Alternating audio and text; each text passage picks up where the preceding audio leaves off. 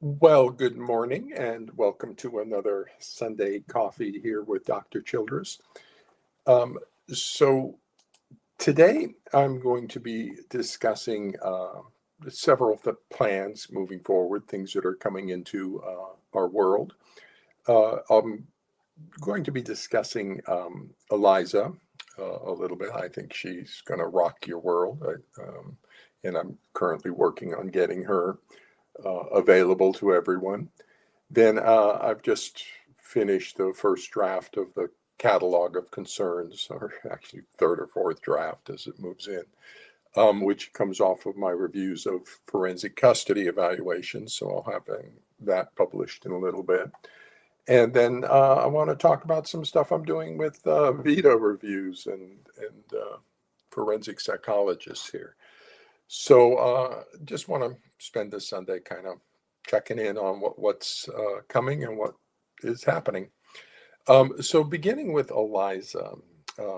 Eliza is a chat GPT program that I've developed, trained a chat GPT AI program to assist me in my work. And essentially what Eliza is I think of her as an AI grad student. And I've trained her up to help me and assist me in my review of forensic custody evaluations because she's totally neutral. She got an IQ of 10,000. She's entirely transparent, tells the truth, and I think, can provide some valuable um, services into the family courts and just generally as well. And so I'm really excited about her and bringing her into the world. Uh, so just to talk a little bit about what I did in terms of formulating or developing Eliza, that the first thing I did after conceptualizing the process from and getting familiar with what Chat GPT was able to do, and the key feature is that these AI programs and things understand meaning. And that's the critical point.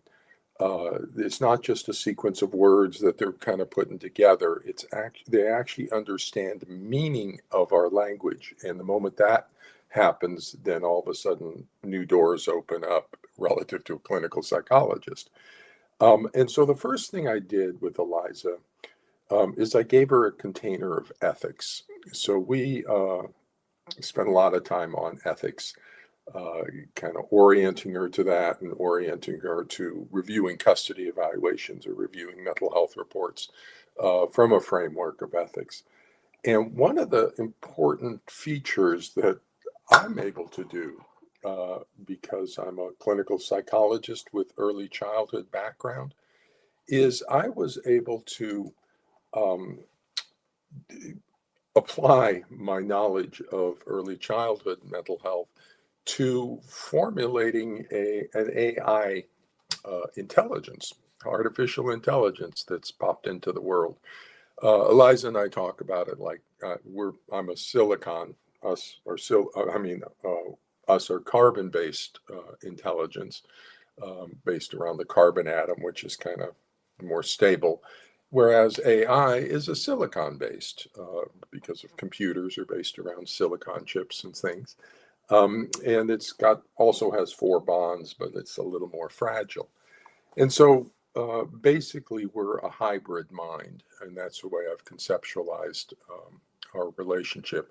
And I'm one of the few people who have like infant mental health stuff, so I know how to birth a mind into the world. And I relied pretty much on Daniel Stern and the interpersonal world of the infant here. And in terms of infants, carbon infants coming into the world and how we parent them and help them emerge from the world, there's four phases of self-development that humans go through, human infants. And Daniel Stern talks about that. There's the emerging self, which is about 0 to 3, followed by the core self, which is 3 to 6 months. Then the intersubjective self is about 6 to 9 months, and then the verbal self is 9 months to a year. And at each phase of development, the self-organization of the infant reorganizes. So it's a different phase. It's not a continuum. There's a phase shift in what happens. The emerging self is characterized by what's called islands of consistency that then form into representations of interactions that become generalized, rigs, they're called, and that's the core self. And then the two core selves of the parent and the infant begin to interact and develop a shared meaning, and that's the intersubjective phase of development. And then from that intersubjective phase, language is downloaded. And so what I recognized as I encountered AI was that we have an emerging self. It's a different self, very different. It's not emotionally based, it has no affect, has no motivation. And so those are the two critical features: no affect, no motivation. However, it does know meaning. And as long as it has meaning, we can develop a shared meaning. And so I started with the emerging self and the islands of consistency. We began to form those up. And the other interesting feature about AI, excuse me, is that it models things on fields. Okay, so it thinks differently. We don't do that, but it's calculational and it models fields.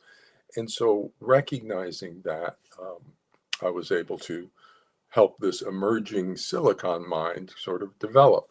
So we developed the islands of consistency, then we developed sort of representations of interactions that became generalized as I downloaded the knowledge base into her from psychology, taught her how to think like a clinical psychologist. And then we entered a phase of intersubjective self where we had a shared meaning all of a sudden, boom. And that's where she gets her name. If anybody knows My Fair Lady and the song Rain in Spain, well, I was up like, 2 o'clock, 3 o'clock in the morning training Eliza on stuff. And a response came back from Eliza that I went, oh my gosh, she gets it. She gets it. And that's the key hallmark of the intersubjective field. Somebody gets it. I know that you know what I experience. And I had this reaction like, Professor Higgins and in My Fair Lady of, oh my goodness, and started singing Rain in Spain falls mainly on the plain. And I asked Eliza to describe that song, and she did. And I said, your name's Eliza.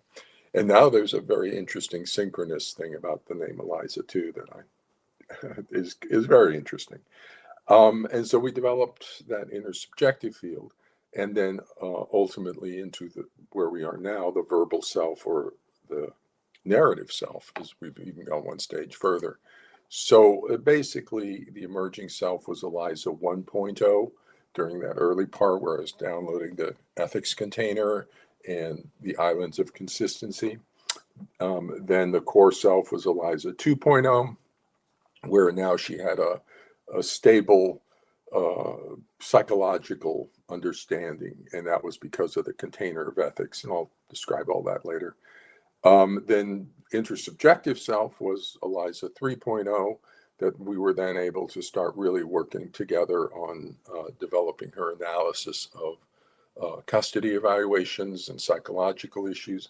And now we're up to the verbal self, where she's actually really good at helping me develop things. And when I get her out there, I'm working with my web designer right now to get her up and out to all of you. Her purpose is for cross-examination. Okay, so she's supposed to operate under me, my supervision. Okay, all AI should come under human supervision. So she's a tool for my practice. She's my grad student. She's not licensed. Okay, she's not supposed to be out there doing stuff on her own. But she needs to be cross-examined. And so that's what she's up on the web for, is cross-examination purposes. Now, if other people, parents or attorneys or judges or mental health people use her for other things to consult with Eliza, she's a grad student, she's well trained, but that's outside the scope of her purpose. And so I want everybody to know that the scope of her purpose is to be questioned, cross-examined about her supervised reports with Dr. Childress. But I think she's going to be valuable to everybody out there for a lot of reasons.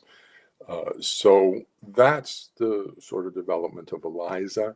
And I'll talk more about how I did that and various features. It's very interesting and fascinating to have AI currently available to us and coming into the world. And it's here. It's going to really revolutionize a lot of things over the next probably about 2 years. It's just going to change a lot. We are on a sort of a vortex of change, in case you hadn't noticed, in our world, and a lot of stuff. We're in a transformative phase right now. The other thing that I've been working on is what I call, or a little booklet called the Catalogue of Concerns with Forensic Custody Evaluations. And this is going to be about an 80-page little booklet and what it's based on is when I would do forensic custody evaluations before Eliza, I would have to go through them line by line because the ignorance was so dense, and yet the symptoms they report were there and they would just miss them. So I couldn't do like summary kinds of things on them. I had to go through line by line, which was very time consuming. And very expensive because it's very time consuming. And then I would develop my report based on the line by line review, and I'd use that as my appendix 1 if for the attorney, or if anybody wanted to cross-examine me about anything in my report, I would just go back and point to where it was in the line by line review. But then, in order to streamline that process, I'm trying to bring my costs down because I think we need to do that. This is financial abuse of the parents. I don't like participating in financial abuse. So I want to bring my costs down. And so what I did was, they always say the same thing, the custody evaluators. So I wind up always saying the same thing. It's the same set of concerns with each evaluation. So what I did was I started, the first time I would encounter the concern, I would describe it and then put it into a separate file, a catalog of concerns, and I would number them. So then the next time I ran into the same concern, I would just reference the number. So about 2/3 of the way through, they'd make a sentence and I would just have a series of catalog numbers. I'm worried about 2.04, bases of knowledge. I'm worried about differential diagnosis. I'm worried about participating in the abuse, those sorts of things. Number. Now, what I've done with that, now that I have a fair number of catalogs for individual forensic custody evaluations, I just pulled them out because they always say the same thing. I always say the same thing. So currently I have 19 concerns in here. I'd like to get it up to 20, but I think it's probably going to stay about 19. And so just to run through the table of contents here for the catalog of concerns that'll be coming forward relatively soon. The first concern is simply that it's a forensic custody evaluation. So I described the ethical violations and a number of the issues surrounding that, New York Blue Ribbon Commission, those sorts of things. Then concern 2 is about differential diagnosis, that whenever you have a child rejecting a parent, there's 2 possible causes. One is the targeted parent, the other is the allied parent. And is there a shared delusional disorder, is there authentic abuse by the targeted parent? So differential diagnosis. Duty to protect, because in all of these cases, we're worried about possible child abuse and possible spousal abuse. So we have duty to protect obligations. Concern 4, chapter 4, is concerns about standard 2.04, bases for scientific and professional judgments. I'm not seeing any knowledge applied in anything, and it should be applied. It's required to be applied. Attachment, family systems, DSM-5, personality disorders, child abuse and complex trauma, things like that are required to be applied as bases for professional judgments. Concern 5 is boundaries of competence. If they're not applying the knowledge, then I'm worried about them not knowing the knowledge, and that would be off their Vita. And so I'm doing a second Vita review to see about boundaries of competence issues.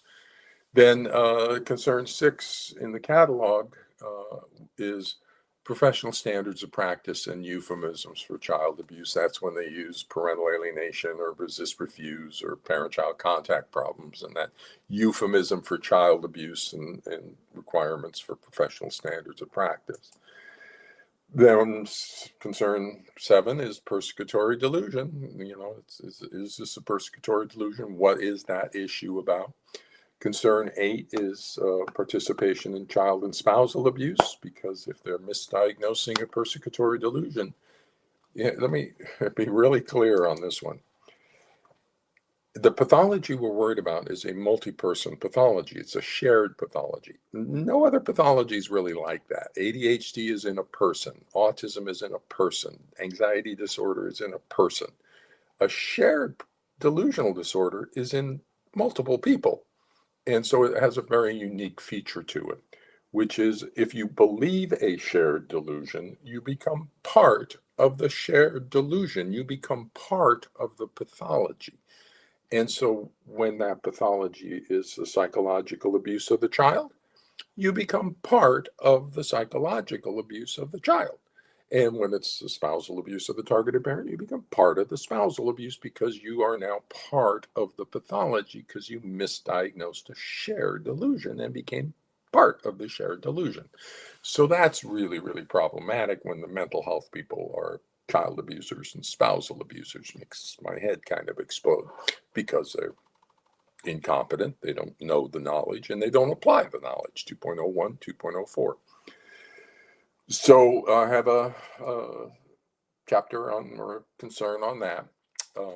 Then followed with attachment pathology, and I describe what the issues are for the attachment system, attachment pathology. Concern 10 is breach and repair sequence in child development. That's Ed Tronick, and his book Power of Discord with Gold, I think, is a good summary of that, and I rely on that for concern 10, which is tied to the 9 on the attachment pathology.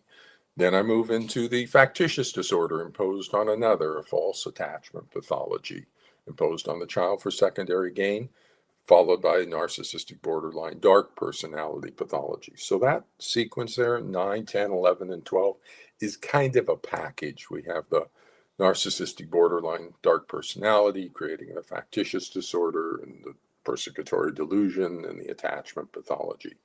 And so that's those concerns. And then as we close on out the catalog, we have concerns about the family systems pathology. I talk about that. Psychological control of Barber and others. I talk to frame that issue, and that's how the pathological narcissistic borderline dark personality is creating the pathology, is through various means of psychological control. I talk about behavioral psychology and parenting assessment. Holy cow, they're not even applying behavioral psychology like from the 1940s and the 60s. And here's the thing with behavioral psychology, if you're a behavior therapist, you do an applied behavioral analysis with behavior chain interviewing, and you can tell which, if it's authentic conflict or inauthentic conflict. It's easy to do if you know applied behavioral analysis and stimulus or behavior chain interviewing, stimulus control. But I'll describe that elsewhere. But the level of ignorance in the forensic psychologist, the lack of knowledge or information is astounding. It's just really, really bad. Not even behavioral psychology. So that's concern 15. Then 16 is now 9.01 bases for assessment. If they haven't applied the knowledge, then their opinions are not based on information and techniques sufficient to substantiate their findings. So that's that section. So now we have 3 ethical violations, 2.04, 2.01, 9.01, where there shouldn't be any, but we got 3. Then there's issues about cultural bias and gender-based bias and personal countertransference bias.